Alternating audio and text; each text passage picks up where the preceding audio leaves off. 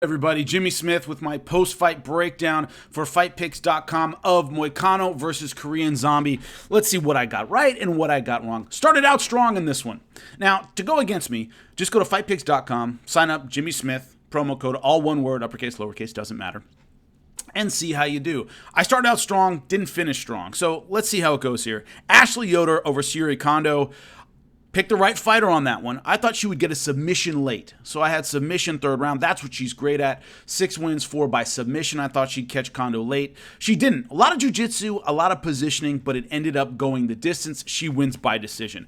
Kevin Holland over Alessio De Chirico. I picked this one as well, but I thought he'd finish him late simply because De Chirico, in fights I had called and watched, starts strong, has trouble finishing strong. He tends to fade late in certain fights, so I thought that might happen. Kevin Holland, a talented striker, might catch him late in this one. Ended up going to decision. Kevin Holland wins.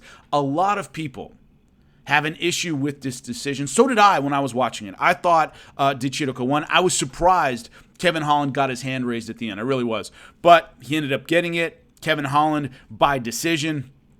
Andrea KGB Lee over Montana De La Rosa. I called this one all the way through. Thought it would be Andrea Lee. Thought it would be by decision. Thought she would outbox her at range the entire time, which is what she did.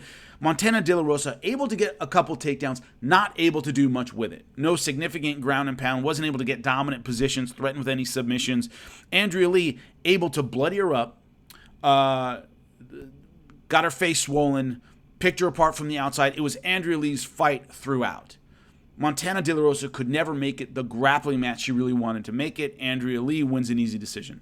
Now, here's where it went off the rails. Brian Barberena over Randy Brown is what I predicted. I thought he would kind of make it a gritty, difficult, grueling, ugly kind of fight that he could finish Randy Brown late. Randy Brown made this fight pretty. And what I mean by that, it was tactical. It was at range. Nice combinations, great footwork, great angling. Brian Barberena was never able to make this fight difficult. Now, I thought Brian Barberena would win. Part of the reason I picked him is he had been in against tougher talent, and he had defeated tougher talent than Randy Brown. So what does that experience do for you? What it means is whenever you're in a bad spot or a fight is grueling and tough and difficult, you have a sense of confidence that I've been through this with tougher fighters. I have a little more gas when I need it. I have a little more energy when I need it. I have a little more confidence when I need it. But Brian Barberena was never able to make it a gritty, difficult fight where those experience points really help you.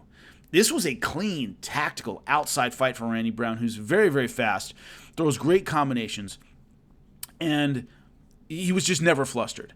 And he started picking Brian Barberena apart. It got worse as the fight went on. Finally, a beautiful KO in the third round for Randy Brown. Great performance for him.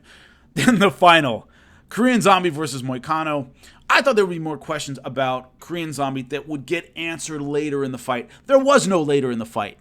He stepped forward, overhand right, drops Moicano, and it's over in the first round. Didn't even get started. So a lot of the questions that actually I still have about the Korean Zombie. We'll see how he comes back after the knockout, see how he handles a long fight, all these things. We didn't get there at all. A lot of people right now calling for, if not a title shot, him certainly being in a contender right now. I think he is, especially given his past. He has plenty of history in the UFC. I would like to see him beat one more contender. There's so much young, hungry, up-and-coming talent at 145 pounds. I would like to see him beat one of those guys before he gets a title shot. He's certainly in the mix now, and if they needed somebody, if there was a, hey, he's got a fight right now, throw in the Korean Zombie, hey, take my money. I think that's a great fight. But, and whether it's Frankie Edgar or Holloway, but especially Holloway, that'd be fun. But I would like to see him beat one more contender to really solidify that spot. He had a long time off since November. He's been really inconsistent over the last couple of years, and it was a very short fight.